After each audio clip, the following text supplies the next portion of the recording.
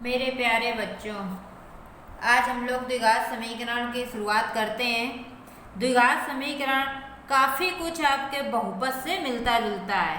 क्यों? क्योंकि हम लोगों ने बहुपदों में द्विघात बहुपद, त्रिघात और चतुर्थघात बहुपद पढ़े, लेकिन हमने उसमें क्या पढ़ा था? द्विघात बहुपद भी पढ़ा था। द्विघात बहुपद हमारा किस रूप में होता है?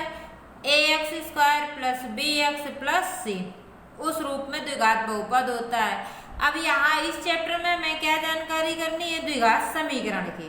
तो दोनों में समानता क्या है कि अगर द्विघात बहुपद को शून्य के बराबर कर देंगे, यानी द्विघात बहुपद हम क्या जानते हैं? द्विघात बहुपद चलिए यहाँ लिखते हैं। द्विघात बहुपद हम क्या जानते हैं? ax² + bx + c। द्विघात बहुपद ये था हमारा। अगर इसके बराबर शून्य कर दें, किसके समान कर दें? किससे तुलना करवा दें? इसकी शून्य से। बराबर क्या कर दें? शून्य। तो ये हमारा क्या बन जाएगा? द्विघात समीकरण। आई बात समझ में कि बहुपद और समीकरण में क्या अंतर है? जब बराबर शून्य नहीं था, केवल ax² + bx + c इतना पद था, तब तक हमारा बहुपद था। लेकिन अगर बराबर 0 कर दिया तो अब ये क्या बन गया? द्विघात समीकरण। ठीक है। अब पहला क्वेश्चन देखिए क्या कह रहा है कि जांच कीजिए कि क्या निम्न समीकरण द्विघात हैं कि नहीं है। इसमें आपके 6 या 7 पार्ट है, जिसमें से कुछ पार्ट हम सॉल्व करते हैं। देखिए सबसे पहला ही देखते हैं क्या लिखा है? x - 1 का होल स्क्वायर बराबर 2x ब्रैकेट x - 3। इसको सबसे पहले जैसे हमने समीकरण सॉल्व करना निम्न कक्षाओं में पढ़ा हुआ है, उसी तरह इसको सॉल्व करते हैं। a - b का होल स्क्वायर, a - b का होल स्क्वायर का फार्मूला क्या होता है? a² + b² माइनस का 2ab। इसी फार्मूले से ये हम खोल देखिए, यही फार्मूला इसमें हम लगा रहे हैं। a की जगह x है, b की जगह 1 है। a² ये x का स्क्वायर प्लस b² है हमारा, तो b की जगह 1 है, तो +1 का स्क्वायर 1 रहेगा, माइनस 2ab, यानी दोनों के गुणनफल का 2 गुना। x का 1 में गुणा करेंगे तो x रहेगा और 2 गुना क्या हो जाएगा? 2x, माइनस का 2x हो गया। इसमें क्या है? 2 बाहर लिखा है, तो ब्रैकेट के अगर कोई चीज बाहर लिखी होती है, कोई निशान नहीं है, यानी प्लस माइनस गुणा भाग कोई निशान नहीं है, तो यहाँ क्या माना जाता है? इनटू। 2 का अंदर मल्टीप्लाई करवाएंगे यानी गुणा करवाएंगे। 2 का x में गुणा करवाया 2x, 2 का -3 में गुणा करवाया, माइनस लगाया, 2 का 3 में करवाएंगे 6। अब समीकरण बनाने के लिए सारे पद एक तरफ कर लेते हैं। ये पहले से ही आपके इस तरफ थे, ये 2x के आगे कुछ निशान नहीं है, प्लस होता है, इस तरफ आएगा तो माइनस में। ये 6 माइनस का है तो इस तरफ आएगा प्लस में। इक्वल टू क्या हो जाएगा? 0 बराबर 0। x² घात 2 घात का कोई पद नहीं है, x² अकेले रहेगा। ये 2x 2x दोनों माइनस के हैं, इसलिए जुड़ जाएंगे, माइनस का 4x है। ये 6 प्लस का और 1 भी प्लस का, दोनों ये आपस में जुड़ जाएंगे, प्लस का 7। x² - 4x + 7 बराबर 0। अतः यह किस रूप में है? ax² + bx + c बराबर 0 के रूप में है। देखिए यहाँ x² वाला पद भी है, bx x वाला पद भी है कि नहीं है, प्लस c + 7 बराबर 0। जहाँ a does not equal to 0, a क्यों 0 लिखा? हमने लिखा डज नॉट इक्वल का निशान है, इसका मतलब a का मान कभी शून्य नहीं होना चाहिए। यहाँ a का मान कितना माना जाएगा? 1। अगर a का मान शून्य का मतलब है कि ये पद पूरा शून्य हो जाएगा, यानी x² बराबर वाला पद शून्य हो जाएगा। जब x² वाला पद शून्य हो जाएगा, इसको आप हटा दीजिए तो क्या बचेगा? bx + c। जब x में तो घात ही नहीं रहेगी तो ये द्विघात समीकरण कैसे बनेगा? तो द्विघात समीकरण का मतलब समझ में आया कि x² वाला पद जरूर होना चाहिए, ये तभी तो जब 2 घात वाला पद होगा तभी द्विघात समीकरण होगा। ठीक है। x वाला पद होगा या नहीं होगा बात अलग है, लेकिन x² वाला पद जरूर होना चाहिए। x वाला अगर नहीं है, देखिए तो b का मान शून्य हो जाएगा। क्या मतलब है? कोई दिक्कत नहीं है। क्यों? क्योंकि द्विघात का मतलब सबसे बड़ी घात कितनी है? 2 है, इसलिए a का मान द्विघात समीकरण में शून्य कभी नहीं होगा। चलिए एक और क्वेश्चन इसी तरह सॉल्व करते हैं। क्या है, थर्ड पार्ट इसी का देखिए, x माइनस 2 हमने कुछ तरीके लिए हैं जिससे आपके सारे क्वेश्चन सॉल्व हो जाए। उसमें होल स्क्वायर का फार्मूला था, इसमें देखिए मल्टीप्लाई करना है। x माइनस 2 x प्लस 1 बराबर x minus 1 into x plus 3। अब इनका आपस में मल्टीप्लाई करना है, ये भी देख तो चुके हैं लेकिन फिर से एक बार रिवीजन हो जाए, क्या दिक्कत है।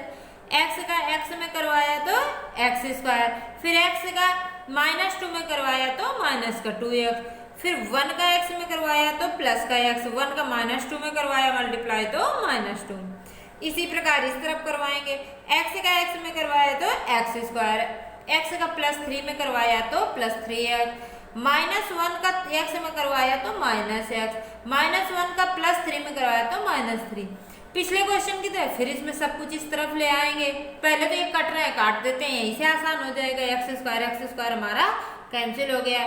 माइनस का 2x है, प्लस का x है, माइनस का ज्यादा है, माइनस के x बचेगा माइनस 2।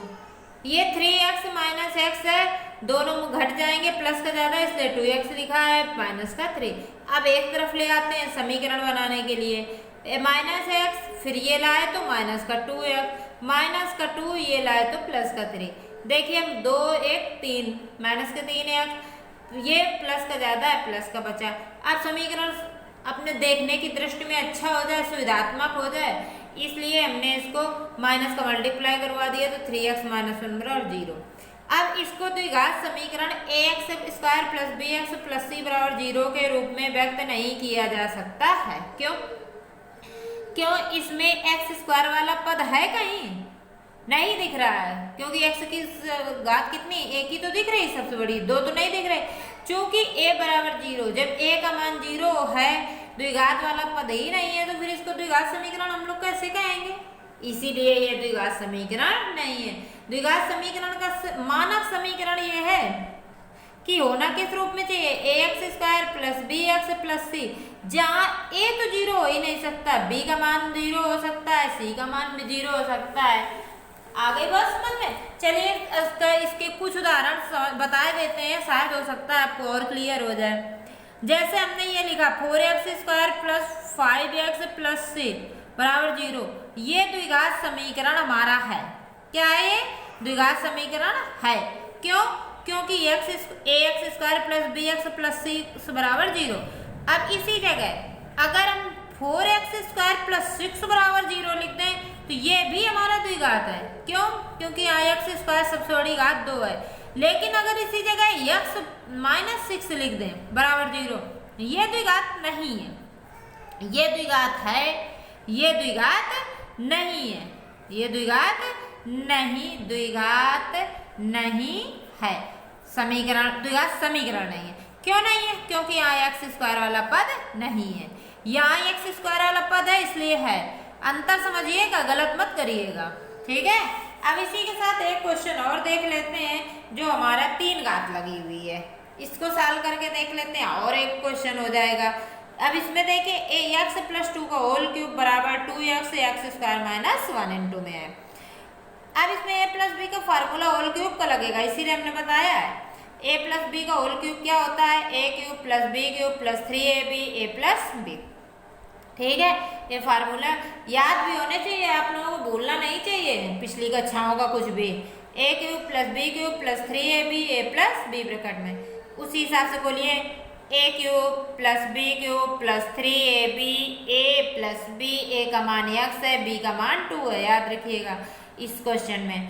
अभी 2x का अंदर गुणा कराएंगे तो 2x क्यूब, 2x का माइनस 1 में कराएंगे तो माइनस का 2x। ठीक है, अब x क्यूब 2 का क्यूब 8, इनका गुणा करवाया 3 दूनी 6x है, x प्लस 2, ये तो ऐसे ही रहेगा। फिर इसमें 6x फिर अंदर मल्टीप्लाई करवाएंगे 6x स्क्वायर प्लस का 12x, ये फिर वैसे ही रहेगा। सारे टर्म एक तरफ कर लेंगे हम लोग, x cube minus 2x square plus 6x। देखो एक एक तरफ वाले लिख रहे हैं, x क्यूब क्यूब वाला पहले लिख दिया, फिर 6x स्क्वायर, x स्क्वायर वाला यहाँ नहीं है, प्लस का 12x, ये इधर आएगा प्लस, ये प्लस का 8, प्लस है ये प्लस, बार बार कह रहे हैं प्लस है प्लस जोड़, ठीक है प्लस। अब एक्स इसमें माइनस हो गया तो माइनस का एक्स क्यूब बचेगा, 2 में 1 घटा 6x², फिर 12 और 2 जुड़ जाएंगे, दोनों प्लस के हैं, 14 प्लस का 8 बराबर 0। यह इस रूप में नहीं है। क्यों नहीं है? क्योंकि यहाँ क्यूब वाला पद आ गया। द्विघात समीकरण होता हमारा किस रूप में है? ax²। किस रूप में होता है? ax²।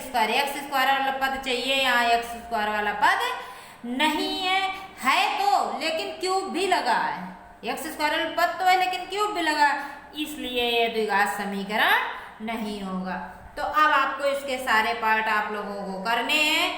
अब अगला कुछ जो भी पार्ट में जो समस्या होगी आप लोग बताएंगे। धन्यवाद बेटा।